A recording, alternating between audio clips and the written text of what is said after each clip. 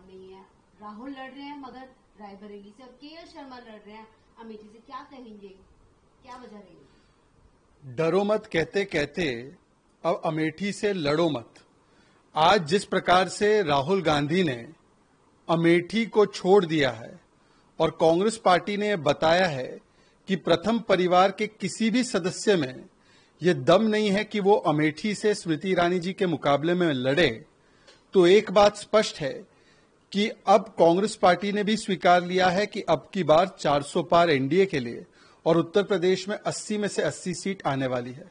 क्योंकि जो 5 वर्षों में अमेठी में स्मृति ईरानी जी ने मोदी जी और योगी जी के नेतृत्व में काम किया है, वो 50 वर्षों तक राहुल गांधी का परिवार अमेठी की जनता के लिए नहीं कर पाए।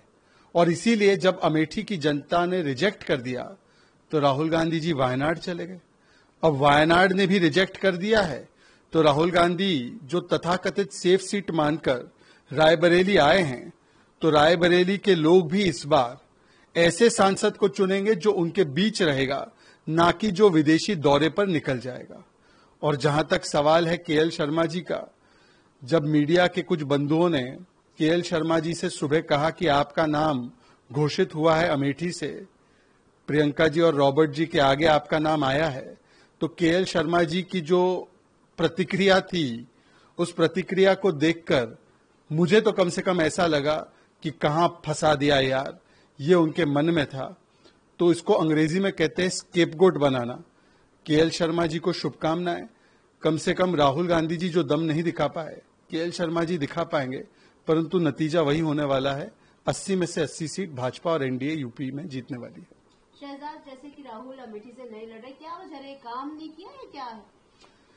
राहुल गांधी जी अपने आप को समझते हैं कि वो अहंकार के चलते और परिवार के नाम के चलते वो जहां से भी चाहे वो लड़ सकते हैं और जीत जाएंगे। परंतु क्योंकि अमेठी के लोगों के लिए उन्होंने कभी कोई काम किया नहीं और अमेठी से ज्यादा वो विदेश में, बैंकॉक से लेकर अन्य देशों में ज्यादा दौरे करते रहे। अब पिछले 5 वर्षों में हारने के बाद राहुल गांधी कितनी बार अमेठी गए?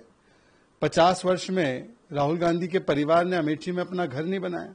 दूसरी ओर स्मृति जी ने ऐसे 4 लाख लोगों के टॉयलेट बनवाए जिनके पास टॉयलेट नहीं थे, 3,80,000 लोगों के घर में नल से जल पहुंचाया, 1.5 लाख लोगों के तक इलेक्ट्रिसिटी कनेक्शन पहुंचाया, लगभग 1.5 लाख लोगों तक पक्के आवास पहुंचाए, और स्मृति जी ने तो खुद का घर भी अमेठी में बनाया। तो आज जब देखा कि अमेठी और रायबरेली दोनों जगह से इनकी राजनीतिक विरासत समाप्त हो चुकी है, इसलिए माताजी भी राज्यसभा के माध्यम से सदन पहुंची हैं और बेटा भी जो है वो रायबरेली जैसी सेफ सीट जिसको वो मानते हैं वहां चले गए हैं। अमेठी से लड़ने की उनकी हिम्मत नहीं। और वैसे भी राहुल गांधी ने अमेठी के वोटरों के बारे में कहा है कि अमेठी के वोटर्स को विषय समझ में नहीं आते, वो तो केवल कुछ और वोटर्स को समझ में आते हैं। तो जिस प्रकार की अपमानजनक टिप्पणियां उन्होंने अमेठी के वोटर्स के विषय में की है, शायद उनको आभास हो गया होगा कि अमेठी की जनता उन्हें इसके लिए माफ नहीं करेगी।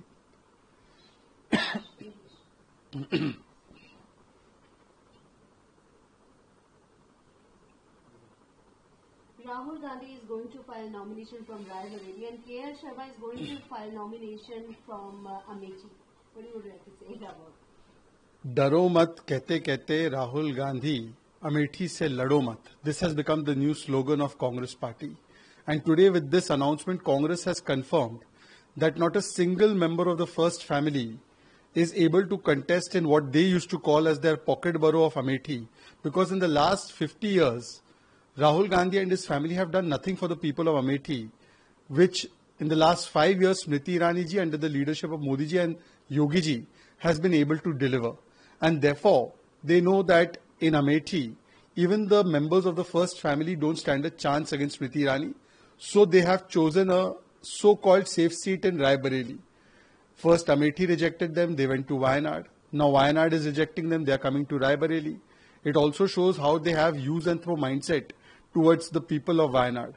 But as far as Raebareli is concerned, this time even in Raebareli, people have made up their minds that they will elect an MP who will stay with them, not somebody who will disappear and who will discard them and go on a foreign trip.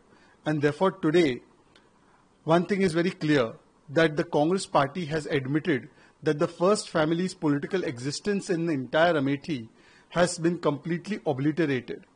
And one thing is also very clear, that the Congress party, which always considers seats to be their pocket borough and their family bastions, today it has not got anything to show in Amethi, and that's why they are running away from Amethi.